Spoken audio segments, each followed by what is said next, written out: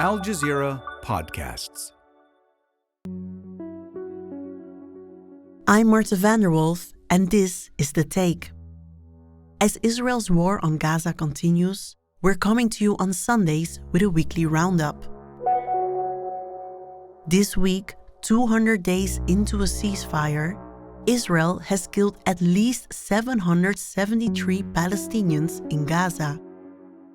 Tensions continue in the Strait of Hormuz. Israel draws yellow line in Lebanon. Palestinian Prisoner Day with 10,000 imprisoned. Today's Sunday, April 19. Israel has killed at least 72,549 Palestinians in Gaza since October 7, 2023. It's day 51 of the US-Israeli war on Iran.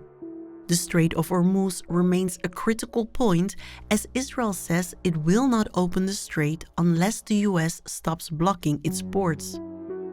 US President Donald Trump says the naval blockade on Iranian ports will remain in place until a deal is reached. It is unclear when the next round of talks will take place. Al Jazeera's Hashem has more from Tehran. A ceasefire may be in place, but in the Strait of Hormuz, the confrontation continues. Here, Iran and the United States are still engaging directly, not through airstrikes, but through control, pressure, and daily encounters at sea. Iran has reimposed strict controls over the waterway.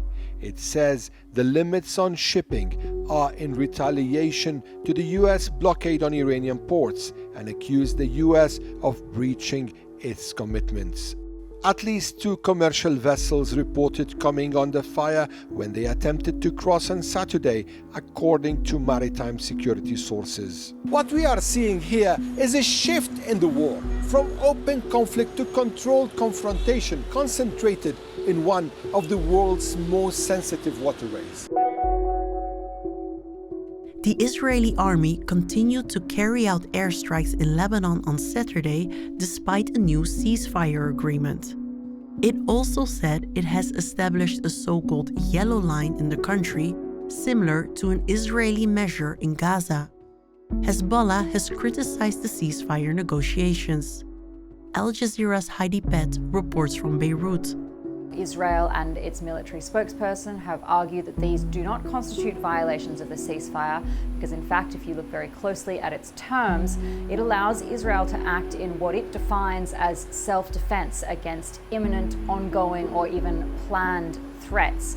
Now, the Secretary General of Hezbollah, speaking earlier this evening to Munera TV, described that document as an insult to Lebanon, said that his group shouldn't be asked to abide by a one-sided ceasefire, that they weren't willing to go back to conditions as they were during the previous ceasefire of November 2024, which allowed Israel to fire at will without them firing back.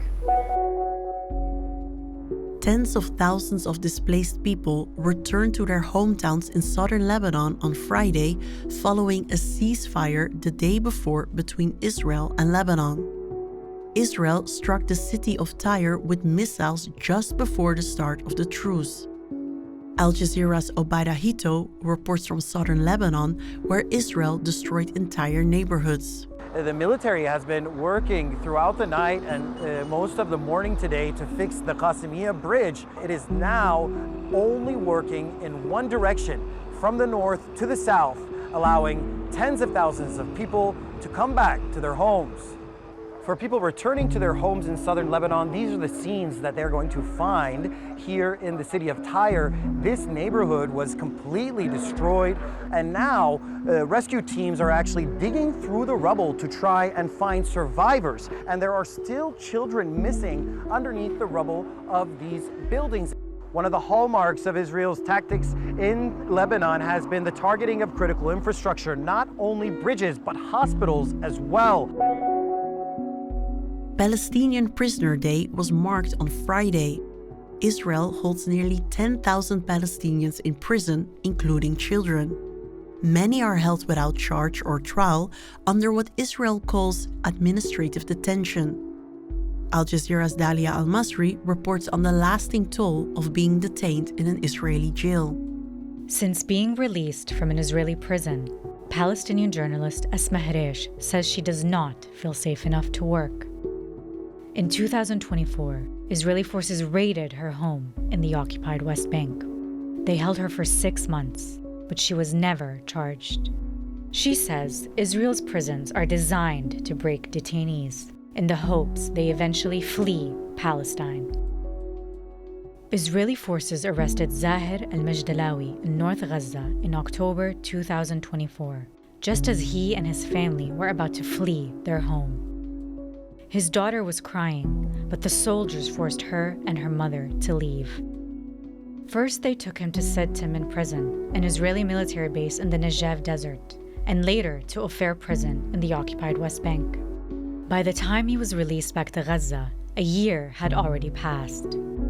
He found his family had been displaced, living in a small, worn-out tent. Israel approved an unprecedented number of 34 new illegal settlements in the occupied West Bank since the start of the war on Iran 7 weeks ago. Human rights organizations say Israeli soldiers and settlers carried out nearly 2,000 attacks against Palestinians across the occupied West Bank during the month of March. Al Jazeera's Nour Odeh reports from Nablus. This means that Palestinian cities and the land on which they stand will shrink even further, and all these Israeli flags and manifestations of the illegal presence of Israeli settlements and settlers will take over more and more of Palestinian space. All of this construction work is done to benefit and service illegal Israeli settlements at the expense of Palestinian villages and towns who lose their land for all of this construction that you can see on the road. And once Israeli settlers establish a presence, the whole area becomes too dangerous for Palestinians to approach. 36,000 Palestinians in 1 year displaced by settler violence alone. Driving on the road in the occupied West Bank, Palestinians don't just brave delays and danger, they also bear witness to how fast their land and horizon are shrinking. And that's the take for Sunday, April 19.